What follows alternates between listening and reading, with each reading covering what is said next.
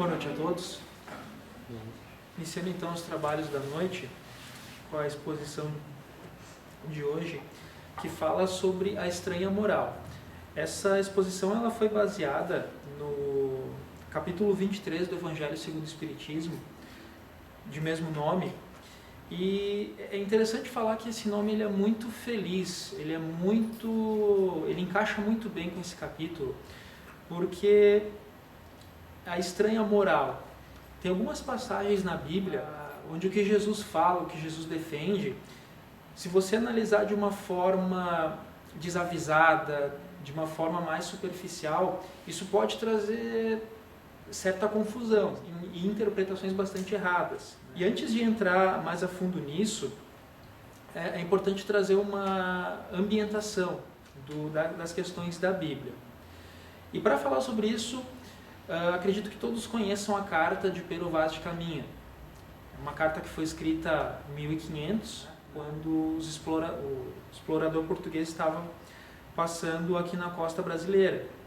E essa carta ela foi escrita em português. Só que, se eu trouxesse uma cópia para cada um de vocês aqui hoje, vocês dificilmente conseguiriam ler essa carta e entender. Por quê? Porque ela foi escrita num português, mesmo estando em português, ela é um português que nós não entendemos mais. Né? É um português datado de 500 anos atrás. Então, avançando um pouquinho para frente, no ano de 1850, por exemplo, pouco mais de 150 anos atrás, é o mesmo português falado hoje.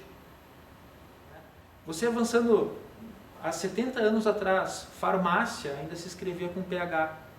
Então, só para a gente ter uma noção que mesmo dentro de um mesmo idioma, ele tem muitas variações ao longo dos anos. E da mesma forma isso acontece com a Bíblia. Para um contexto histórico assim, bastante bacana, a Bíblia ela é um conjunto de livros. Né? Talvez a gente não se dê conta nisso a maioria das vezes que a gente pega ela, mas elas são várias obras que foram juntadas em um livro só. E a fins de curiosidade, o livro Gênesis, ele tem um intervalo com o Apocalipse de mais de 1000 anos. Então, tem toda uma variação ali de linguagem.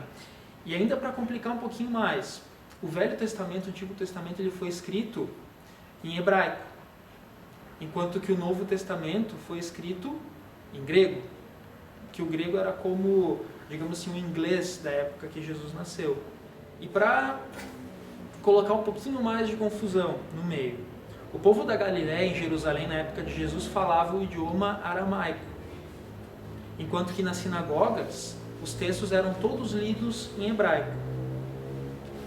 Os soldados romanos, que Roma dominava o local, né, era uma região subjugada a Roma, falavam o latim. E os estrangeiros que chegavam naquele local falavam o grego, que era a língua universal da época. Então, tudo isso só para exemplificar essa miscelânea, essa confusão que era a época em que viveram os primeiros seguidores de Jesus. E ainda colocando mais uma dificuldade. Né? A Bíblia, ela na verdade é o que? Ela é como se fosse um diário, né, dos acontecimentos que aconteceram. E eu convido vocês a uma reflexão. Se vocês forem escrever um diário, vocês pegarem tudo que aconteceu no dia de vocês e forem fazer um registro, vocês vão conseguir registrar tudo o que aconteceu nos mínimos detalhes? Dificilmente. Né? Vocês vão pegar ali, dar uma pincelada nos principais registros, nas principais coisas, mas uma grande parte vai ficar em aberto. Mais essa dificuldade ainda. Então, você tem lá a época de Jesus, teve os registros, os apóstolos ali registraram, fizeram os livros da Bíblia, e 400 anos depois de Cristo, o cristianismo estava se tornando a religião oficial de Roma. E como eu falei antes, o idioma oficial de Roma era o latim. Então, eles pegaram os livros que estavam em hebraico, os livros que estavam em grego, e traduziram para o latim. E isso depois, ao longo dos anos, foi traduzido para o inglês, traduzido para o português. E qual que é o ponto das traduções, né, ao longo dos anos? Muito da verdadeira essência, a verdadeira ideia, né, acaba se perdendo com essas traduções. E dependendo do tipo de tradução, se você pegar em aramaico, tem algumas palavras que nós não temos no nosso vocabulário atual e você tem que adaptar. E nessas adaptações pode acontecer muitos erros de interpretação. Então, tem uma passagem aqui de Lucas, capítulo 14. Eu vou ler ela para vocês e vocês reflitam, tá? Jesus disse à grande multidão que caminhava com ele: não poderá ser meu discípulo aquele que vier a mim e não odiar seu pai, sua mãe, sua mulher, seus filhos, seus irmãos e até mesmo sua própria vida. Assim, todo aquele que não carregar a sua cruz e não me seguir, não poderá ser meu discípulo. E todo aquele que não renunciar a tudo o que tem, também não poderá ser meu discípulo. Então, a palavra odiar aqui, né? Poxa, Jesus está dizendo para a gente odiar os nossos pais, odiar a nossa família, né? Isso não fecha. A gente tem um instinto assim automático de não, peraí, alguma coisa não está certa aí, né? Porque a gente sabe que Jesus pregava o amor ao próximo, a caridade. Como é que ele está dizendo para a gente, como é que ele está incentivando o ódio? E aí a gente entra na questão. O odiar aqui, ela é uma palavra que foi mal traduzida. Porque se você pegar lá atrás, o verdadeiro sentido que Jesus está querendo dizer é amar menos, não amar tanto. E mesmo nesse sentido fica ainda estranho. Poxa, Jesus está dizendo para a gente não amar tanto a nossa família? Estranho. Aí a gente tem que interpretar, né? O que o Evangelho nos fala a respeito dessa passagem? Que Jesus, falando por meio de alegorias, ele prega que a família, ele fala da família, da cruz e de renunciar a tudo que se tem. Isso é uma simbologia para tudo que é material. Isso é a simbologia do materialismo. Enquanto que, quando ele convida aqui a me seguir, porque Jesus representa o quê? A vida espiritual, a nossa verdadeira vida. E aí a gente tem que fazer um raciocínio em cima disso também. Porque assim, tudo que é material, tudo que os nossos olhos veem, absolutamente tudo que a gente vê, já tem um prazo de validade. Está condenado. Você pode ver esse centro espírita, as cadeiras, o nosso corpo, a nossa família, a nossa casa, que muitas vezes a gente fica uma vida inteira trabalhando para construir, para pagar, a empresa, para quem é empresário, o carro, o trabalho, o status social, tudo, absolutamente tudo está condenado. Mesmo a própria Terra. A Terra, o nosso planeta como a gente conhece. Não sei se todos sabem, mas o Sol ele tem um prazo de validade também. Daqui a entre 7 a 10 bilhões de anos o Sol vai consumir todo o combustível dele, vai expandir e depois ele vai encolher e se tornar uma anã branca. E nesse processo ele vai consumir a Terra. Só que muito antes disso, daqui a mais ou menos 1 bilhão de anos, o Sol ele vai ter aumentado o seu brilho em 10%. E só 10% pode parecer pouco. Mas já vai ser o suficiente para evaporar todos os oceanos da Terra e transformar o nosso planeta numa panela de pressão, tornando ele incompatível com a vida como a gente conhece agora. Ou seja, tudo, assim, tudo está condenado. Por quê? Porque a nossa verdadeira vida é a espiritual. Então, a gente não pode ter um apego material, a gente deve amar os nossos irmãos, amar o que a gente constrói, mas ter o foco na vida espiritual, porque os verdadeiros laços são os espirituais. E a mudança, ela é a única certeza. Tudo vai mudar. Talvez nós nunca mais tenhamos essa mesma configuração do que nós temos agora. E às vezes a gente pode ficar, talvez assim, não dá tanto valor. Eu acordo todos os dias, eu tenho minha mãe, eu tenho minha família, eu tenho minha esposa, eu tenho meu trabalho, mas nessa configuração que está se apresentando agora, talvez tu nunca mais tenha. Daí a necessidade gera aquela valorização para a gente aproveitar a oportunidade que a gente tem. E uma coisa interessante, né, a vida material, ela é nada mais do que um estágio. Não sei se onde vocês trabalham é muito comum ter os estagiários. Né? E qual que é a finalidade do estagiário? Né? Por que existe o estágio em si? O estágio, ele nada mais é do que uma oportunidade para a pessoa aprender na prática. E você analisando assim a esfera espiritual e a esfera material, a encarnação, ela proporciona que a gente tenha um desenvolvimento mais rápido, muito mais rápido. Então, o que um espírito levaria ali 500, 600 anos para aprender, ele consegue aprender numa encarnação ali de 50, 60 anos. Então você tem uma evolução muito mais rápida, o que entra muito de acordo com o que o Evangelho nos fala a respeito de Deus, que Deus é misericordioso, soberanamente justo e bom. Ou seja, Ele quer que a gente pare de sofrer. E como é que a gente vai parar de sofrer? Se desenvolvendo e evoluindo. E a vida espiritual, é muito comum as pessoas levarem a religião, assim, o mundo espiritual, o mundo dos espíritos, como uma coisa sobrenatural, algo assim, fantástico. Só que, na verdade, outra coisa muito bacana do espiritismo é que ele anda junto com a ciência. Então, vamos pegar aqui Stephen Hawking. Antes dele morrer, ele estava conduzindo um estudo, ele não conseguiu concluir ainda em vida, para provar que existem vários universos coexistindo no mesmo local. Um físico, um dos respeitadíssimos, né, falando um negócio que Allan Kardec já estava falando lá 150 anos atrás.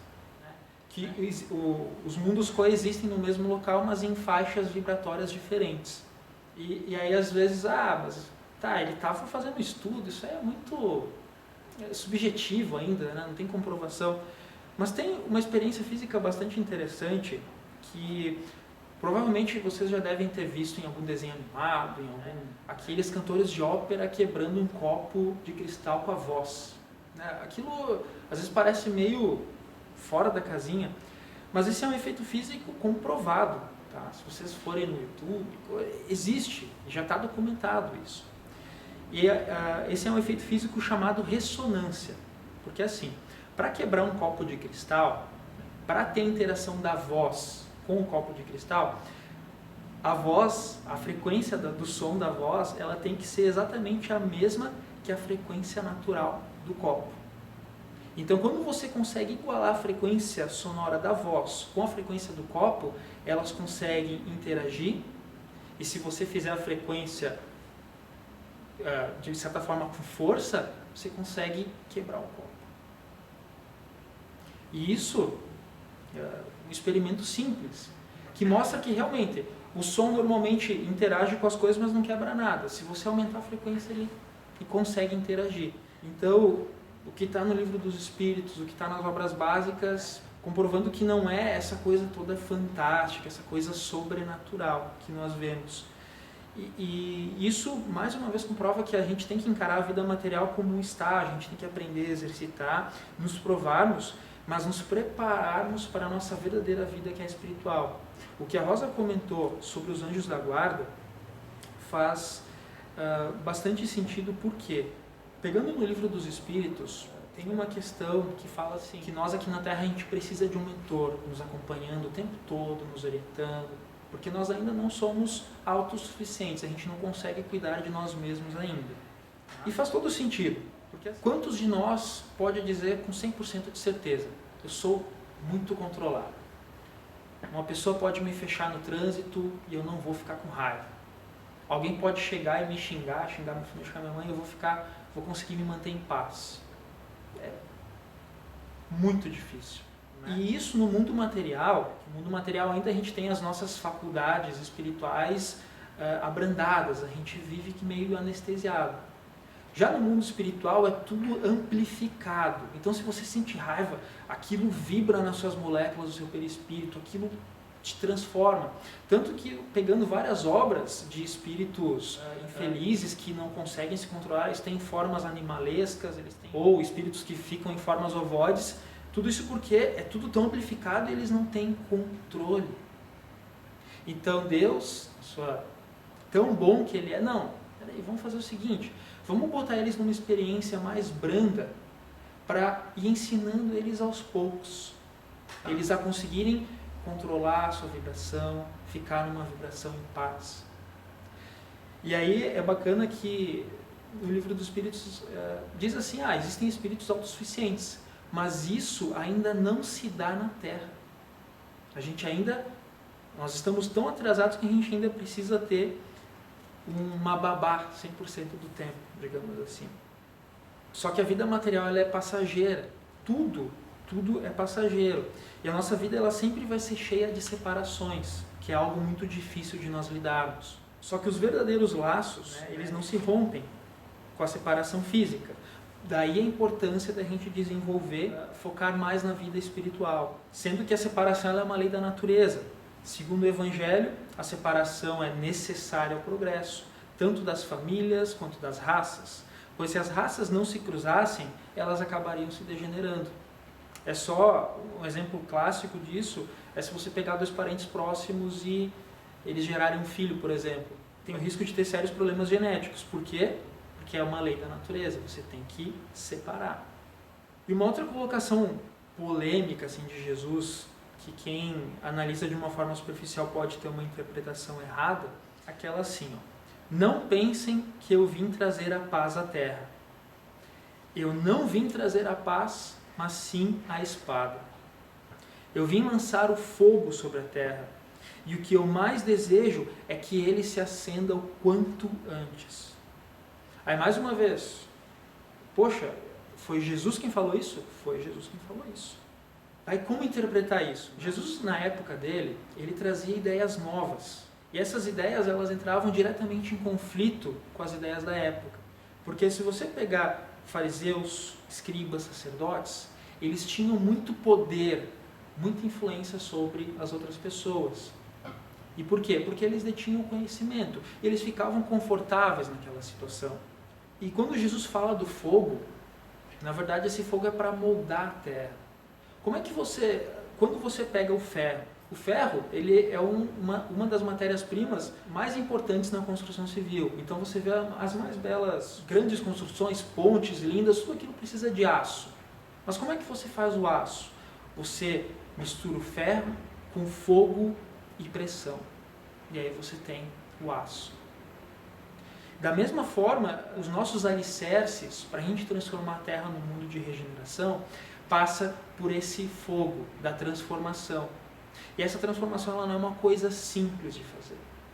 Como eu falei antes, é muito difícil você ter o autocontrole, especialmente quando você está numa situação cômoda, de poder, de influência sobre os outros.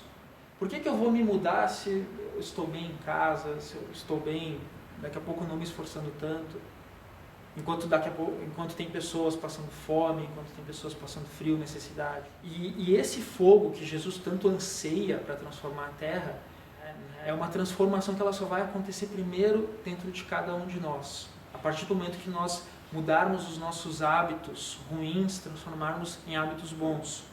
E a partir desse momento a gente vai transformando a nós mesmos, a gente precisa ter a força para dominar as nossas más tendências e a partir daí começar a transformar o ambiente ao nosso redor, o nosso ambiente familiar, o nosso ambiente de trabalho. E a partir dessa transformação gera uma reação em cadeia que vai transformar o mundo.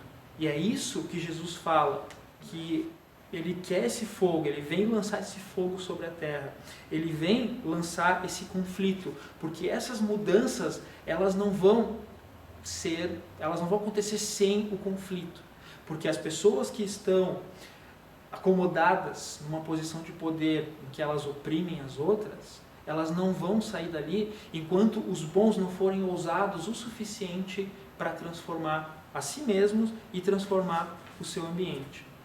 E como que isso acontece? No primeiro momento, conhecimento. Porque, da mesma forma, os maus, eles só estão no poder, digamos assim, porque eles são inteligentes, eles são ousados, eles não têm vergonha de agir, eles não têm vergonha de se arriscar. Enquanto que os bons ainda são tímidos, são fracos. E por que os bons são tímidos, são fracos? Porque é confortável. Por que eu vou me incomodar daqui a pouco e me informar mais sobre política? Estou em casa, estou fazendo o meu trabalho, eu tenho o meu contra-cheque todo fim de mês, né? Eu vou no mercado, eu faço uma viagem aqui de vez em quando. Por que eu vou me incomodar pelos outros? Enquanto que os maus, pega o exemplo da máfia. Saiu um documentário na Netflix esse fim de semana falando sobre a máfia nos Estados Unidos. Eu acho que vale a pena a ilustração, porque assim, a máfia todos sabem, eles vivem da coerção, da agiotagem, de todas as práticas criminosas. Mas o interessante é que a máfia, eles são extremamente organizados. E no caso desse documentário específico, o que eles fizeram? Eles colocaram pessoas dentro dos sindicatos dos trabalhadores, das construtoras em Nova York. Então, Nova York, nos anos 80, tinha muitas construções, os arranha-céus sendo construídos. Então, era uma época assim, de muito trabalho para as construtoras. Só que, pensem comigo, a máfia tinha controle dos trabalhadores. Então, eles faziam greves quando eles queriam. Então, eles chegavam para todos os trabalhos acima de 2 milhões de dólares, tinham que ser feitos por empresas controladas pela máfia. Se não eram feitos, ou os donos das construtoras eram, ou coagidos a fazer com as empresas da máfia. E se eles não fizessem, então eles colocavam os trabalhadores em greve, e tinham muito controle sobre isso. Todas as obras acima de 8, 10 milhões, vocês vão ter que fazer orçamento com essas empresas aqui. Se vocês não fizerem, a gente faz a greve. E aí as construtoras se obrigavam a fazer os orçamentos com aquelas empresas. E aí, logicamente, eles superfaturavam. Todo mundo vai colocar o preço 13 e a gente vai colocar 12. Aí um trabalho que poderia ser feito por 8 era feito mais caro. Olha a audácia, olha a organização disso.